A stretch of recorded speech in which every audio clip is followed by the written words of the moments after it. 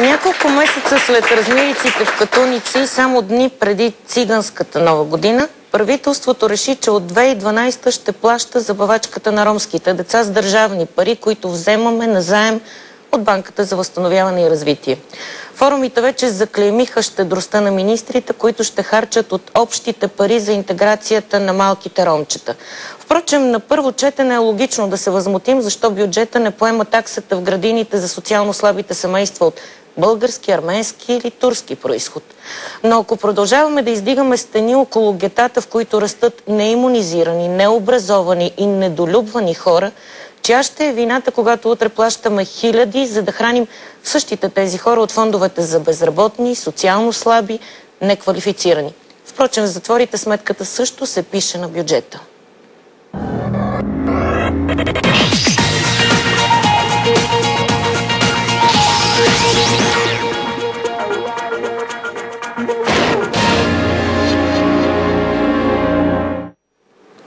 Ангел Джамбазки от ВМРО и Илия Илиев от ДРОМ се срещат в нищо общо. Здравейте и на двама ви. Добър ден. Здравейте. Очуди ли ви тази новина, господин Джамбазки? Ядоса ли ви или я приехте нормално? От тези трите, които изборихме, по-скоро ме ядоса. Защото идеята да се плащат от общите ни пари, взети от заем, детската градина на една част от българското общество е крайно несправедлива. Тя е дискриминационна спрямо всички останали български граждани. Има десетки, да не кажа стотици, вероятно и хиляди хора, които не могат да си позволят или им е много трудно да си пращат децата на детска градина. И аз не виждам причина едни хора да бъдат по-специални на основа на своя произход. Защото в случая се случва точно това. Заради това, че едни деца имат своя цигански произход, те ще ползват една привилегия. Но ако оставим това настрани, което абсолютно не е справедливо и само по себе си е напълно достатъчно да се отхвърли. Ако оставим това настрани, такава една идея няма да свърши никаква работа на обществото, защото просто създава поредната циганска привилегия. За пореден път прехвърля отговорността от здравата глава на болната, защото в край на краища, който е създал тези деца, би трябвало да има грижата за това те да отидат на детска градина, на училище, да станат нормални български граждани, нормални човеци. Ако не може да го направи, значи не е трябвало да става родител. Ако е създал деца в риск, трябва да си понесе отговорността. Какво означава обаче да понесе отговорността или не е трябвало да става родител? Това са фрази, които ако изпълним със съдържание, как действаме в обществото, в което, ако не ме лъжа паметта, едва 3 или 4% от ромските деца посещават детска градина. Ако ги изпълним съдържание, трябва да стане така, както става в останалите държави от Европейския съюз, към който ние обикновено за пример, на когото толкова много държим.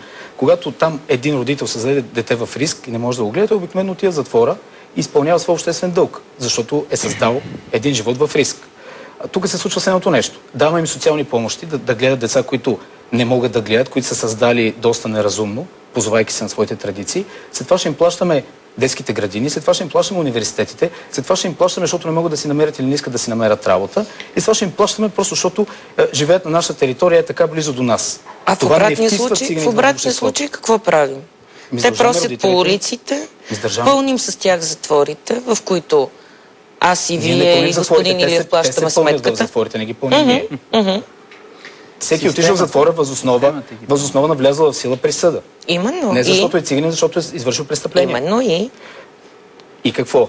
Тези хора трябва да знаят, че когато създава деца, трябва да могат да ги гледат. Да, те го знаят, но не го правят. Те го знаят и не го правят. Като не го правят, значи трябва да им се сложи някакъв ред. Не е ли по-правилно да ги интегрираме, да направим опит да поощрим отговорното родителство сред ромите, а не да продължаваме да си затваряме очите за тези невиждани проблеми пред обществото? Не можеш да интегрираш на сила никого и с привилегии няма да интегрираш никого. Преди да се пита за лъжицата, трябва да се пита за лопатата. Тези хора имат по 2 ръце и 2 крака, могат да работят. В по-големия случай. Вижте, това, което искам да кажа, че Европа е започнала да прави това преди повече от 50 години. Ние, България, това, което го поднасяме днес на обществото като информация, напредналите европейски държави са го направили това преди повече от 50 години. Защо трябва да го правим? Защо не на социално слабите семейства от турски произход, така, например? Че аз първо категорично казвам, че това макар и закъснял, трябва е да правилен ход на правителството. Защо? Обясни ми защо. И ние няма как да не го направим това. Защо? Защото ромите в България са повече от 1 милион, който представлява около 15% от населението в нашата държава. Нали така? Така, не може ние да продължаваме да гледаме как тази голям процент от нашата общност, как всички тези хора, тънат в кал, мизерия, нямат образование, нямат никакъв напредък. Чакай. Така. Може ли да ти задавам въпроси, а не да има монолог в студиото? Защо тези хора тънат в мизерия при положение, че през тази година 16 милиона лева от оперативна програма регионално развитие ще отиде за облагородяване на домовете, в които ромите живеят без да плащат? Първо, според мен, много пъти съм се опитвал да си давам отговор на този въпрос. Защо нашите роми тънат в мизерия? Защото най-вероятно комунистическия режим толкова много години, тези хора, които са тънели в една затворена система, както всички други българи, не са имали възможност да се развиват и да правят нещо за себе си. А защо другите започнаха да се развиват, а те останаха там, където казваш, че комунистическия режим ги е капсулирал? В сравнение с европейските държави, които са доста по-напреднали от нашата, ние не сме се развивали. Нито като цяло обществото, според мен, нито ромите. Тогава да плащаме на ромските деца детската градина. Да им плащаме, аз не съм сигурен, че не съм съгласен, че там с мизерия. Погледнете дворците в Катуница. За каква мизерия говорим? Погледнете къща им в Левски. Това са палати. Там един циганин си е направил копие в естествения му размер на Белия дом. Защо говорим за мизерия? Вземете на тези хора. Вижте откъде са изкарали парите. Вижте им данъчните декларации, проверете ги. И аз съм убеден, че те всичките ще бъдат социално слаби, безработни, вероятно са кати, вероятно инвалиди. Както се случи с Кирил Рашков. Точно така, един криминално проявен човек, Кирил Рашков, който всички наричат цар. А той също е престъпник, осъждан. Вземете му неговата... Само секунда, вземете му неговите палати, ги напрете на детски градини за малките циганете. Не може един такъв сериозен политически ход ние да го разглеждаме с някакви частни случаи. Било то за цар Киро или за който и да е. Този човек, той не е цар. Колко роми живеят в гетата. Този човек е криминално проявен и не е цар. 0,001% за това, което говориш ти. В България има над 1 милион роми, от които 95% живеят в гетата. Има гета по 20, по 30 хиляди роми, които тънат в мизерия. Или окей, да приемем, че държавата е взела това решение и ние, макар да не сме в голямата си част съгласни, както виждаме, че Ангел протестира, го възприемаме. Какво се случва? Виждаш, че в момента в училище от 1 до 7 клас учебниците са безплатни. На социално слабите семейства, особено ромските, при встъпване в 1 клас на децата се дава средства и за облекло и други помагала, които са необходими на децата. 16 000 ромски деца всяка година отпадат от училище още преди 4 клас.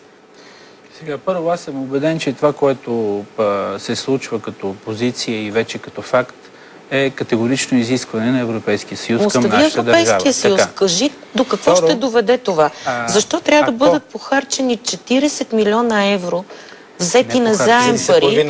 Поредния барон. Това няма да бъдат похарчени, а това ще бъдат инвестирани пари в нашата държава. Стига системата да ги инвестира правилно. Тук според нас трябва да има категорично оформен един екип, който да бъде представен на обществото, който да носи отговорност за правилното разпределение и системата на изразходването на тези средства. В едно населено място има толкова деца от ромски происход, които растат в социално слаби семейства. Те искат да постъпят в детски градини и държавата плаща тази забавачка. Да, нищо лошо. Къде са родителите? Къде са родителите? Обаче, които ще изпратят децата си вместо на детска градина да просят? Къде ще е тяхната отговорност? Родителите трябва да бъдат част от този ангажимент, който ще се поеме като цяло. Те трябва да поемат ангажимент и отговорност към системата, към цялостната система, че децата наистина ще посещават детските градини и училището, за да може да има ефект. И точно този екип, за който преди малко казах аз, трябва да има екип, който да бъде представен на обществеността, да носи отговорност и да дава отчет.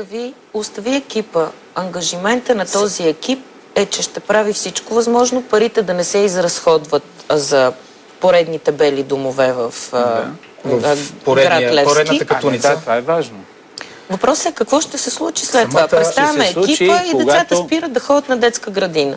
Както не ходят сега на училище.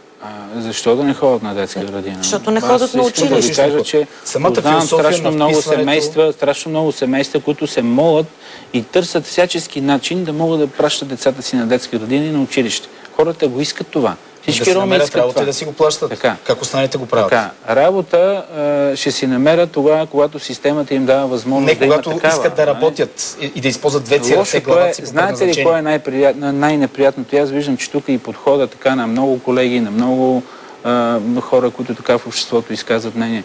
Най-лошото в България е, че все още голяма част от нашата общественост е настроена негативно към ромското общество. Не е вярно. Защо разглеждаш ромите като някаква отделна част от българския народ? Ние сме едно. Аз с какво съм по-различен от тебе? По какво се Не различавам? стои такъв въпрос. Ами другите по Въпросът какво е, се че има различават? Че са привилегии на малко основа на по-черни? произход. Или че не могат да се къпат Ако всеки ще да ден? са малко по-зелени, за мен Нямат това няма вода, никакво нямат значение. баня, нямат Въпросът не е туалетна. в това дали е по-зелен или по-тъмнозелен. Въпросът е, че се създава чувството, че тези хора са привилегировани, защото са цигани. И искат да имат привилегии на тази основа. Казват, ние сме цигани, нямаме работа, дайте ни няма друга пари. система, Ние как сме да ги цигани, дайте оправим ни иначе. деца в Иначе детските ще градини, тънеме дайте ни поколения общински така жилища. наред. И това, което си го говорим сега Самата с тебе, философия е грешна. след 50 Само години и секунда. нашите внуци пак ще спорят по същия Ако начин така продължат и тези нещата след хора пак 50 ще живеят години, така. тази държава няма да съществува в този Така, вид, убеден съм. системата трябва да започне Самата да работи, философия- за да има напредък, иначе това ще тъне десетки години напред. За мен Както тази го е система направила е Европа, абсолютно така и ние Имате трябва да го минута. направим. Между Имате другото, минута. Европа не е направила нито един пример, няма един пример в Европа, където циганите са вписани в обществото. Навсякъде са отстрани до града. Но ще ви кажа следното нещо. Системата е Защо сбъркана. са отстрани? Системата на вписването на циганите е сбъркана. Тя не е въпрос, ако искаме тези хора да бъдат нормални, обикновени български граждани, те не трябва да бъдат вписвани по метода на помощите, по метода на приемането, че с нещо са по-назад. Те трябва да бъдат вписвани по метода на труда. Тези хора трябва да разберат, че преди да питат за лъжицата за яденето, трябва да поработят малко. Тези хора трябва да разберат, че имат отговорности като родители. Че не можеш да наречеш традиция това да направиш дете на мога да 12 годишно кажа, че дете. ние Защото не може това да навсякъде по даваме- света се нарича педофилия, тук се Ние нарича не можете традиция. първо да даваме Това е примери причината. на Европейския съюз. Може Мисля, и че още трябва как. да вземем примерите от Европейския чудесно да съюз вземем примера на и Саркози. системата да Той я ни внедряваме показа тук, нагледно за да имаме какво се напредък прави. в интеграцията. Ако ние не интегрираме ромското общество Да ги- в България, да ги интегрираме Европа като ще ни Саркози. изключи като член на Европейския съюз. Разберете го, бе, хора. Как интегрира Саркози? Натовари ги от автобуса и ги населението. Да, Саркози, ама Меркел какво му направи председател на Не знам какво му Европейския направила Меркел, но няма парламент, отношение нали? към въпроса. Това беше един от най-големите Никъде скандали в Европа- на Европейския съюз в последните Меркел, между години. другото, е канцлер на Германия, а не председател. Да, но критикува Саркози. Знаете, че И деца викаме по-миналата на година криви лятото шапки, стана много голям скандал, И въпреки включително и всичко, президента. и въпреки Барозо всичко, също и критикува въпреки Саркози за всичко, действията хората му. бяха Имаха дори санкция. експулсирани, помните. Имаше дори санкция към Франция за тези действия на президента на Има огромно обществено Франция. лицемерие в България по циганската тема. Огромно обществено лицемерие. Така Не се че- наричат имената, не се наричат нещата с истинските имена. Виж сега. Говорим си за роми, за интеграция, глупости. Това не се случва и отмеса въпроса във Виж времето. сега. А въпросът е много прост и много ясен. Не, Тези добре, Добре, хора а трябва приемаме, да че работят тези и да се хора, образоват. тези хора не ходят на училище, не работят и не се образоват. Една Ма бомба трябва да си приемат, цъка. че трябва. Една бомба цъка. Да, И цъка. как? Цъка, Трябва да ги цъка. накараме да Общество. го направят? Стандарт. Как ще Индивидуално, лично към всеки. Отиваш и му казваш, здравей, ти си български гражданин. Ако искаш да живееш тук, ще трябва да се издържаш, трябва да работиш. Ето, имаш възможност, има десетки възможности тези хора да си завършат образованието, което е безплатно и задължително. Имат възможност да Ама си намерят системата, работа. като Те не така дава няма работа. възможност. Как да Знаеш им ли дава колко възможност? случаи при нас идват ежедневно сигнали за дискриминация? Има обява за набиране на шофьор, отива чука на вратата, като го види, че е циганин и е Нали черен, видя- нали няма видяхте вече примерите с свършихме, палатите няма, в намерихме. Катуница? И За каква точно това, дискриминация говорим? точно това е един от големите проблеми, че дискриминацията, точно такива мислещи хора като тебе в момента, не дават възможност интеграцията да се случва в България. Приключваме. Трябва да имаме една Писването обща е мисъл, въпрос един на държавна политика. очевидно, общи действия, за да се нищо случат общо нещата. помежду ви. Благодаря ви за участието.